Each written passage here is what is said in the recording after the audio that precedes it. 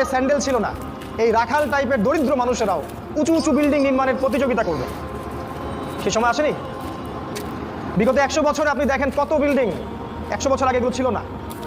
আর প্রত্যেকটা বিল্ডিংয়ের পিছনে আছে সুদ, ব্যাংকের সুদি লোন, আর উঁচু উঁচু বিল্ডিং, একটার সাথে একটা সম্পর্কিত। নবীজি আরও বলেছেন, শেষ জামানা বা আখিরুজ জামান বা কিয়ামতের আলামত হচ্ছে মানুষ পিতা মাতাকে সম্মান করবে না। পিতা আর মা এই দুইজন যে সম্মানের পাত্র, এই বোধটাই মানুষের উঠে যাবে। সম্পদের জন্যে মানুষ তার পিতাকে হত্যা করবে, ভাই তার ভাইকে হত্যা করবে, স্বামী স্ত্রীকে হত্যা করবে, স্ত্রী স্বামীকে হত্যা করবে, এমনকি সন্তান মাকে পর্যন্ত হত্যা করবে সম্পত্তির কারণে। আর পিতা মাতার সাথে দাস দাসীর মতো আচরণ করা হবে। নবী সাল্লাল্লাহু আলাইহি ওয়াসাল্লাম বলেছেন, কিয়ামতের অন্যতম নিদর্শন হচ্ছে যে সমাজের বেশিরভাগ মানুষ সুদের সাথে জড়িত হয়ে যাবে। ইচ্ছায় হোক আর অনিচ্ছায় হোক, হয় ব্যক্তি সুদ খাবে, না হলে সুদ দিবে, না হলে সাক্ষী থাকবে, না হলে লিখে রাখবে। আর আমাদের নবী মুহাম্মদ সাল্লাল্লাহু আলাইহি ওয়াসাল্লাম এই 4 শ্রেণীর মানুষকে সমানভাবে অভিশাপ দিয়েছেন। তিনি বলেছেন, আমি মুহাম্মদ সাল্লাল্লাহু আলাইহি ওয়াসাল্লাম আপনার নবী, তিনি বলেছেন যে আমি 4 শ্রেণীর মানুষকে অভিশাপ দিয়ে গেলাম। এক শ্রেণী হচ্ছে যে সুদ খায়, দ্বিতীয় শ্রেণী হলো যে সুদ দেয়, তৃতীয় শ্রেণী যে সাক্ষী থাকে, আর চতুর্থ শ্রেণী যে লিখে রাখে। এই হাদিসের আলোকে পুরো ব্যাংকিং সিস্টেম সুদের আওতায় পড়ে যায়। এবং নবী সাল্লাল্লাহু আলাইহি ওয়াসাল্লাম বলেছেন, সুদের 70টা পাপের শাখা আছে, তার সর্বনিম্ন শাখা নিজের মাকে ধর্ষণ করা। এটা আমি বলিনি, হাদিসের পাতায় লেখা আছে। আপনাদেরকে কেউ কখনো বলেছে কিনা আমি জানি না, আজকে আপনাদেরকে সতর্ক করে গেলাম। আমাদের নবী বলেছেন সুদের 70টা পাপের শাখা আছে, তার সবচেয়ে নিচের শাখা নিজের মাকে বিয়ে করা, ধর্ষণ করা বা জিনা করা। তিনি আরও বলেছেন সুদের সবচেয়ে উঁচু শাখা হচ্ছে আল্লাহ এবং তার রাসূলের সাথে যুদ্ধ করা। সূরা বাকারায় আছে, সূরা বাকারার 275-76 আয়াতগুলো পড়ে দেখবেন। নবী সাল্লাল্লাহু আলাইহি ওয়াসাল্লাম আরও বলেছেন, যে ব্যক্তি 1 দিরহাম সুদ খাবে সে যেন 36টা মেয়েকে ধর্ষণ করলো। এটা বুখারীর হাদিস। আমি নাম্বার বলার সময় পাচ্ছি না, খুব সময় সংক্ষিপ্ত। তিনি আরও বলেছেন, সুদখোরদেরকে কবরে যে শাস্তি দেওয়া হবে সেটা হচ্ছে তাদেরকে রক্তের নদীতে ফেলে তাদের মাথাগুলোকে ফাটিয়ে দেওয়া হবে। কারণ সুদের মাধ্যমে সারা বিশ্বের মানুষের রক্ত তারা চুষে নিচ্ছে। এই কারণে এর ফলাফলটা কি হয়? এর ফলাফলে ধনীরা ধনী হতে থাকে, আর গরিবরা যত দিন যাবে আস্তে আস্তে আরও দারিদ্র্যের অতল তলে নিষ্পেষিত হতে থাকবে। আপনার কাছে মনে হবে হয়তো আমি 10 টাকা দিলে 15 টাকা পাবো, কিন্তু এটা নয়। আপনি আপনার টাকা পাবেন না, আপনি অন্যের রক্ত চোষা টাকা পাবেন। এর ফলে ধনিক শ্রেণীর কোনো ক্ষতি হয় না, তারা অনেক লাভবান হতে থাকে। এই জন্য বিশ্বের একটা অংশ আজকে ধনী হচ্ছে। দেখবেন এই পুরো বিশ্বের একটা অংশ দিন দিন ধনী হচ্ছে, ওই পশ্চিমা সভ্যতা। আর বাকি অংশগুলোকে দেখবেন তারা আস্তে আস্তে দরিদ্রের সীমার নিচে চলে যাচ্ছে। এটার কারণ রিবা, সুদ। তিনি আরও বলেছেন যে সুদ যারা খাবে তাদের জাহান্নামে শাস্তি হচ্ছে, ওদের পেটটা ফুলে ফেপে থাকবে আর পেটের ভিতরে সাপ কিলবিল করবে। আর ফেরাউনের অনুসারী যারা, তারা এদের পেটে পাড়া দিয়ে জাহান্নামে প্রবেশ করবে। এভাবে অপমান করা হবে। কেন ফেরাউনের সাথে তুলনা করা হলো কেন? আমরা জানি ফেরাউন এই পৃথিবীর সবচেয়ে বড় জালেম, আর এই সুদের মধ্য দিয়ে জুলুম সবচেয়ে বড় করা হয়েছে এই পৃথিবীতে। এখন আপনি মুসলিম হিসেবে চাইলেও এখান থেকে বের হতে পারছেন না। আপনি আমাকে এখন পুরো দেশের অবস্থা বলেন, প্রতিটা জেলা, গ্রাম, ইউনিয়নের অবস্থা বলেন, কোন জায়গায় সুদ নাই সেটা আমাকে দেখান। অথচ আমরা সবাই মুসলিম দাবি করছি, আমরা দাবি করছি আমরা আশিকে রাসূল, নবীকে ভালোবাসি, আল্লাহকে ভালোবাসি। আমরা এতটুকু বলবো যে আপনি আপনার কবরের জন্য অপেক্ষা করতে থাকেন, তারপরে দেখেন কি হয়। বিশ্বাস করেন, আপনার রিজিকের মধ্যে যদি 1টা টাকা হারাম থাকে, যতক্ষণ সেটাকে আপনি ত্যাগ না করছেন, আপনার ইবাদত কবুল হবে না। কোনো ক্ষমতা নাই এই হাদিসটাকে উল্টায় দেওয়ার। আল্লাহ পাক বলেছেন, ইন্নাল্লাহা তাইয়্যিব লা ইকবালু ইল্লা তাইয়্যিব। আল্লাহ পাক পবিত্র, তিনি পবিত্র রিজিক ছাড়া কবুল করেন না। 3 জন ব্যক্তির দোয়া কবুল হয়, নবীজি বলেছেন। দোয়া ফেরত দেয়াই হয় না, দোয়া করলেই কবুল। একজন হচ্ছে বাবা যখন সন্তানের জন্য দোয়া করে। 2 নাম্বার, যখন কোনো মুসাফির মানে সফর করছে যারা আল্লাহর পথে বা মুসাফির, তারা যখন আল্লাহর কাছে দোয়া করে, দোয়া কবুল হয়ে যায়। আরেকটা দোয়া হলো মাজলুম, কারো উপর জুলুম করা হয়েছে, এই মাজলুম যখন জালেমের বিরুদ্ধে বদদোয়া করবে তখন দোয়া কবুল হয়ে যাবে। এই মুসাফিরের দোয়া কবুল হয়। একজন মুসাফির হাত তুলে আল্লাহকে বলছিল, আল্লাহ আমাকে এইটা দাও, আল্লাহ আমাকে ওইটা দাও। আর আমাদের নবীজি দেখে বললেন যে মুসাফিরের দোয়া কবুল হয়, কিন্তু এই ব্যক্তির দোয়া কেমন করে কবুল হবে যার খাবার হারাম, পানীয় হারাম, পোশাক হারাম, সবই হারাম। রিজিক হালাল না হওয়া পর্যন্ত ইবাদত কবুল হবে না। তাই যাবতীয় সুদ, যাবতীয় ঘুষ, এই যে হারাম রিজিক, হারাম পণ্যের ব্যবসা, এগুলো থেকে তওবা না করা পর্যন্ত ইবাদত তো কবুল হবেই না, আপনি ইবাদতের স্বাদ পাবেন না। এই যে নামাজ পড়েন, রোজা রাখেন, অনেক কিছু করেন, হজ করেন, স্বাদ পান না, আত্মতৃপ্তি পান না। এর কারণ হারাম রিজিক।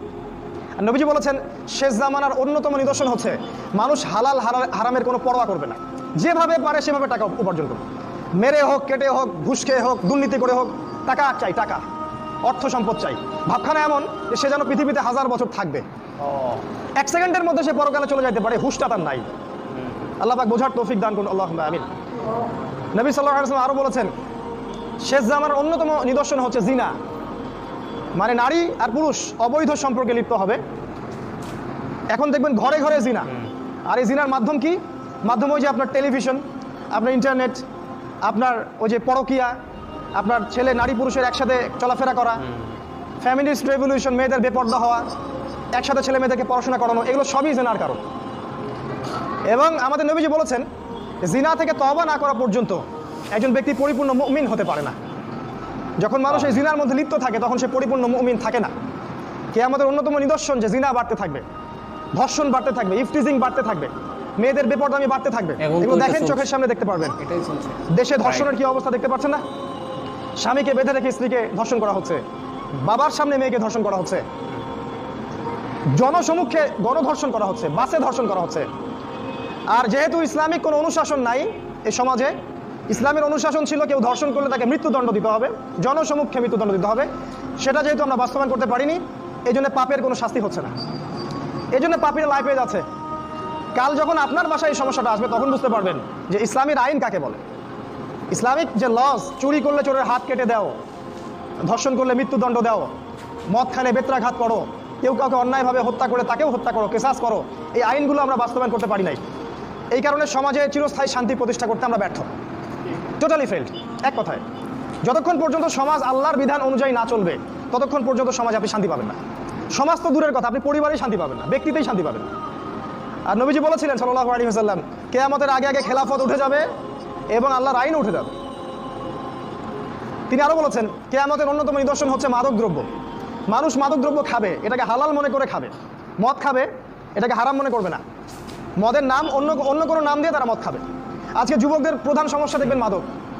ম্যাক্সিমাম যুবক মাদক দ্রব্য খায়, ইয়াবা খায়, ফেন্সিডিল খায়, গাঁজা খায়, তারি খায়, খায় না? ইউনিভার্সিটির ছেলেপেলেদেরকে দেখেন, মাদ্রাসার ছেলেদের কথা বাদ, এরা এগুলোর সাথে আলহামদুলিল্লাহ ওদের মতো জড়িত নয়। ইউনিভার্সিটির ছেলেগুলোকে দেখেন, ম্যাক্সিমাম মাদক দ্রব্যের সাথে জড়িত। আর যুবকদের একটা সমস্যা দেখবেন, ওই পর্নোগ্রাফি, ওই যে ব্লু ফিল্ম দেখে। যুবকদের ভিতর একটা চেতনা থাকে, ইমানি দীপ্তি থাকে, এই চেতনাটাকে নষ্ট করার তাদের 2টা অস্ত্র ছিল। মানে ইসলামের শত্রুরা 2টা অস্ত্র প্রয়োগ করেছে, সেটা হচ্ছে 1 নাম্বার মাদক, আর 2 নাম্বার হচ্ছে এই পর্নোগ্রাফি বা অশ্লীলতা। মেয়েদেরকে ল্যাংটা করে ছেড়ে দিবে যুবকদের সামনে এবং তাদের চরিত্র অধঃপতনের অতল তলে চলে যাবে। যখন একটা যুবক হারাম কোনো সম্পর্কে থাকে বা পর্নোগ্রাফির সাথে থাকে বা মাদক দ্রব্যের সাথে থাকে, তখন তার ভিতর থেকে দেখবেন ইমানের আলোটা আস্তে আস্তে নিভে যায়। এই যুবক কখনো আল্লাহর রাস্তায় বের হতে পারবে না। এই যুবক কখনো নিজের জান মাল ব্যয় করে কাফেরদের বিরুদ্ধে জিহাদ করতে পারবে না, সম্ভব না। ওরা খুব ভালো করেই জানে যুবকরা আমাদের জন্য থ্রেট, মানে হুমকি। এই জন্য যুব সমাজের ইমানটা তারা নষ্ট করে দিয়েছে। সবই সুপরিকল্পিত। এই পুরো কাজগুলো নিয়ন্ত্রণ করা হচ্ছে পশ্চিমা সভ্যতা থেকে। আপনার আমেরিকা বলেন, ইসরায়েল বলেন, ব্রিটেন বলেন, ফ্রান্স বলেন, সবাই একসাথেই ইসলামের বিরুদ্ধে প্রোপাগান্ডা লিপ্ত আছে। আর বিগত 100-200 বছর থেকে আমরা ঘুমাই আর হালুয়া রুটি খাই আর সেমাই খাই, আপোষে মারামারি করি, মসজিদ ভাগ করি, এই করি, এই আমাদের কাজ। আর এগুলোকে আমরা বড় জিহাদ মনে করি। হানাফি ভাই সালাফিকে দেখতে পারি না, সালাফি হানাফিকে দেখতে পারি না, এই দল সেই দল, এই তরিকা সেই তরিকা, একজনের সাথে আরেকজন ওঠা বসা নাই, চলাফেরা নাই, এমনকি সালামটা পর্যন্ত দেই না। সুবহানাল্লাহ। আমাদের নবীজি বলেছেন যে একজন ব্যক্তি জান্নাতে যেতে পারবে না যতক্ষণ না সে মুমিন হয়, আর ততক্ষণ একজন মুমিন হতে পারবে না যতক্ষণ একজন মুসলিম আরেকজন মুসলিমকে ভালো না বাসে। তিনি বলছেন, আমি কি তোমাদেরকে জানিয়ে দেবো, আলা আদুল্লুকুম বিশাইই, এমন কিছু তোমাদেরকে জানিয়ে দিব যেটার দ্বারা তোমরা একে অপরকে ভালোবাসতে পারবে? সাহাবীরা বলেন, জানিয়ে দিন ইয়া রাসূলুল্লাহ। তিনি বলেন, তোমরা সালামের প্রচার করো, খালি সালাম দাও, মানুষকে সালাম দাও। এই সালামটুকু দেন, ভাই ভাই মহব্বত হয়ে যাবে। নবীজি আরো বলেছেন, দেখেন আমাদের মাঝে কিন্তু মৌলিক বিষয় তেমন কোনো পার্থক্য নাই। হয়তো কিছু কিছু ইখতিলাফি বিষয় আমাদের মাঝে পার্থক্য আছে, যেটা সাহাবীদের যুগ থেকেই ছিল। এর জন্য এই না যে আমাদেরকে আলাদা হয়ে যেতে হবে। তুমি এমন একটা ভাব পড়ে যে সে মুসলিমই না, দুঃখজনক, এগুলো দুঃখজনক। একদমই ঠিক। নবীজি বলেছেন কিয়ামতের আগে এই উম্মাহ 73টা দলে বিভক্ত হয়ে যাবে। এতে কোনো 73 মানে শুধু সন্দেহ নাই যে 73 না, আমরা মানে অসংখ্য দলে বিভক্ত হয়ে যাবে। কুল্লুহুম ফিন্নার, তাদের প্রত্যেকটা দলই জাহান্নামে যাবে, ইল্লা মিল্লাতান ওয়াহিদা, একটা মাত্র দল ছাড়া। কিলা বলা হলো, মান হিয়া ইয়া রাসূলুল্লাহ, ওই একটা মাত্র নাজাতপ্রাপ্ত দল কারা হে আল্লাহর রাসূল হুজুর যেগুলো সাল্লাল্লাহু আলাইহি ওয়াসাল্লাম, তিনি বলেন, মা আনা আলাইহি ওয়া আসহাবি, আমি যার উপরে আছি এবং আমার সাহাবীরা যার উপরে আছে। তো যাই হোক, অনেকেরই চেতনা চেঞ্জ হয়, অনেকেরই জীবন বদলে যায় এসব বয়ান শুনে। আশা করি আপনারও বদলাবে যদি আপনি খারাপ পথে থেকে থাকেন। ইনশাআল্লাহ আমিও চাই আমারও বদলাক, আরও ভালো হোক। আমার জন্য দোয়া করবেন।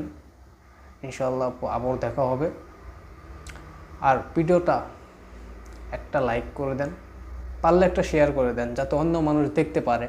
আপনার বন্ধু বান্ধব যারা এসব খারাপ কাজে লিপ্ত আছে তাদেরকে শেয়ার করে দেন, তাদেরকে শেয়ার করেন, যাতে তারা ভালো রাস্তায় আসতে পারে। ইনশাআল্লাহ ভিডিওটা এই পর্যন্তই, আমার আর তেমন বলার কিছু নাই।